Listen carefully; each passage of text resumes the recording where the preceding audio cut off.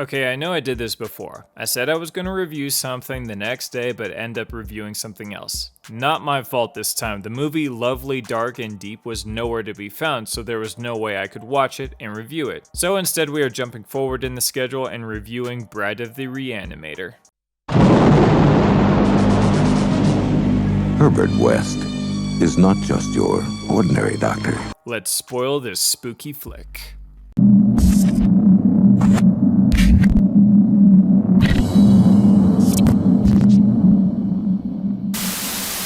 I'm really glad I get to review this one. I was a big fan of Re-Animator last year, and I don't remember if I picked it last year, but I made sure I picked it for this year. The movie starts off retconning the ending of the first movie. Makes sense. They made it seem like Dr. West died and Dr. Kane continued on his work and tried to bring his girlfriend back, even though a severed reanimated head went to Munchtown on her. What?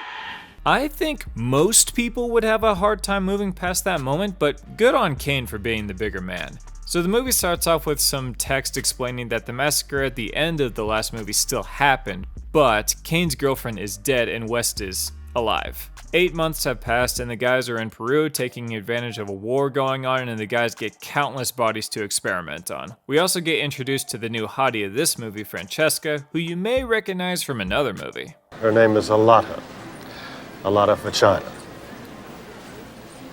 Come again? The place gets overrun, but don't worry, everything is fine, and West gets an iguana that he thinks will help him with the next step in his experiments, and they all go back to the States. Kane is focused more on being a doctor and is caring a lot over a terminally ill patient of his, but West is more of a scientist and just sees her as potential for their next experiment. A new character, Dr. Graves, has access to most of the stuff from the massacre at the ending of the last movie, and while he is working away, Lieutenant Chapham pays him a visit and brings the head of Dr. Hill back, saying it was found at a local carnival.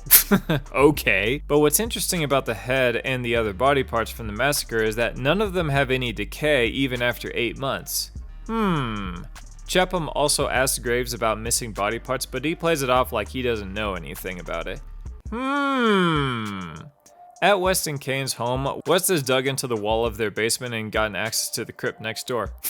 I wonder if that'll come up later. Do you think so? West has concluded that consciousness is not just in the brain, but in every part of the body. He uses part of the iguana and adds it to the formula. We still don't know what the fuck the formula actually is made out of, and uses it to create a spider made out of fingers and an eyeball. Back at the hospital, Graves has a vial of West's formula and uses it on a bat, but it goes mad and he cuts its wings off to immobilize it, and then he uses it to bring Dr. Hill's head back from the dead.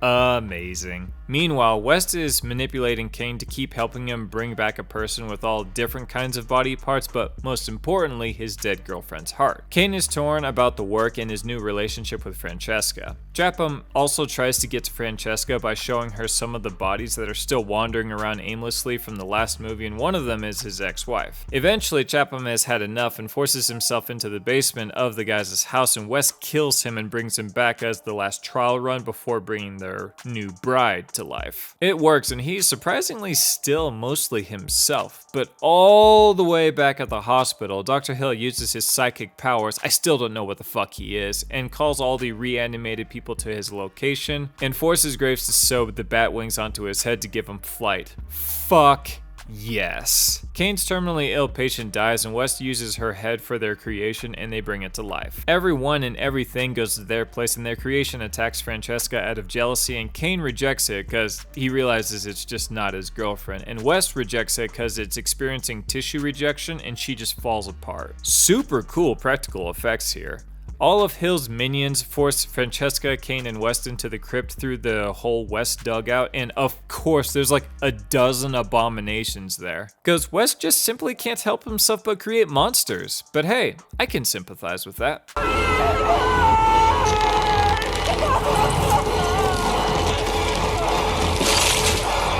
The crypt collapses on everyone except Kane and Francesca, and they make it through a hole in the ground. West got buried, but since this movie did get another sequel, I'm sure they're gonna retcon it somehow, cause the same actor returns to reprise his role. Anyways, that's Bride of the Reanimator. Such a fun movie. It doesn't have the same over-the-top scene from the first one, you know, the Munchtown one. What the fuck? But we do get a flying head, their Frankenstein's monster just falling apart, and a dozen creatures of Wes just sewing random body parts to each other and bringing them to life, cause why the fuck not? I feel like this movie has a good and natural progression from the first one. Give it a watch. Next up, Usera, the Bone Woman. Lo que te está pasando es de lo más normal.